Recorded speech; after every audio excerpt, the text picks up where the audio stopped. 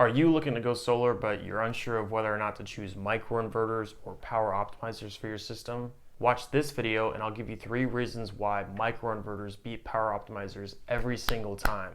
I first want to mention that I'm not sponsored in any way to produce this video, nor do I have any direct relationships with the manufacturers, which we'll be speaking about. I'm simply just a former installer who's worked with these two systems and really seen the pros and cons of each. Let's not waste any time and get into the video. Reason number 1 why microinverters beat power optimizers every single time is due to the lack of a central point of failure.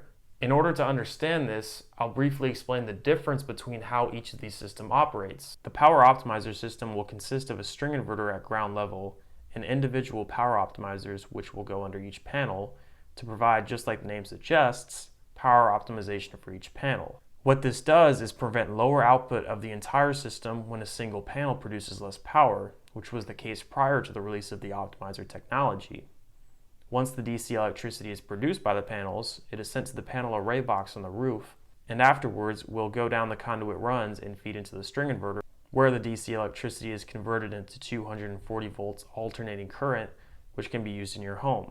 The primary downside to this system is that if there happens to be a glitch or a failure in the string inverter, the entire system will shut down. It is handicapped to the inverter. Currently, SolarEdge, which is the leading manufacturer of the power optimizer technology, unfortunately has a reputation within the install community as a company who manufactures products which have a high rate of failure, anywhere from 10 to 15% in year 1. While this issue can be resolved with your installation company servicing the SolarEdge warranty and then fixing and replacing that inverter for free, it's just a process that nobody should have to go through. And again, throughout this process, you will not be producing any power from your panels because you will not have an inverter to invert that power. On the flip side, with the microinverter topology, each panel will have an individual inverter, which will be located under each module in the same place where a power optimizer would go.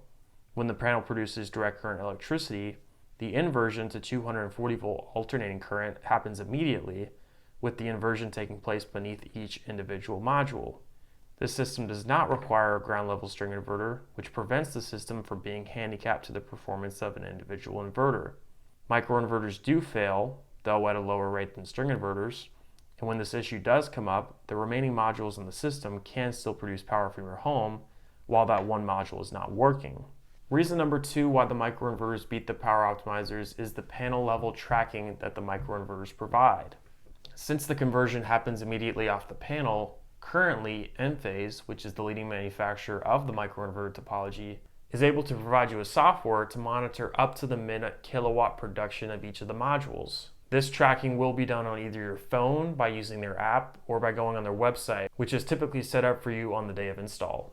The upsides of this feature is that in the case that one panel is producing significantly less power than all the other individual panels, you'll be able to see this on your end and notify your installer to fix and resolve the issue as quickly as possible. From my experience, I found that a lot of homeowners really love this feature, and it's a fun activity for them to be able to track throughout the day how much power their panels are producing for their home. Additionally, Emphase also sells a product called consumption monitoring transformers. When installed inside of the combiner box, these consumption CTs allow you to track the home's consumption of electricity, again, all inside of the Enphase app. Again, and I think it's important to bring up right now, I am not sponsored by Enphase in any way, shape, or form. I'm just making this video from prior experience as a former installer. The number 3 reason why microinverters beat the power optimizers every single time is due to the microinverter innovation as well as flexibility for a future upgrade. You see, in the past 5 years in the installation community, we've really seen the most innovation in inverter technology with microinverters instead of power optimizers, with big companies such as SunPower and Enphase leading the pack with the innovation.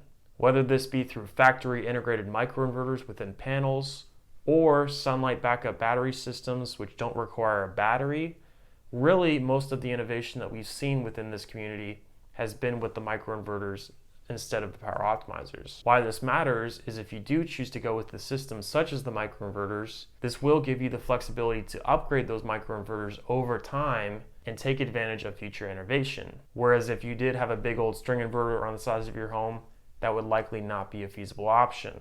After going over the difference between the two topologies, I think it's a good time to mention that microinverters will be coming in at a higher cost than the power optimizers. The individual microinverter modules are more expensive than the power optimizers when installation companies are purchasing them in wholesale, and it can also become a longer installation due to some wiring complexities when installing Enphase. It would be my presumption that going with a microinverter would likely cost you anywhere from 5 to 10 cents extra per watt to go with that system. Here's a small table that I've put together from a previous video where I went into further detail of the technology behind the entire solar system. I hope this video was able to educate you in any way as you look into going solar. At this point in my YouTube career, I'm just looking to grow by providing value.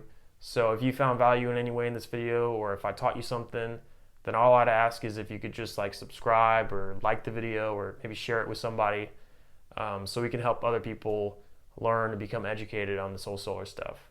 Again, my name is Jack, and I'll see y'all next time.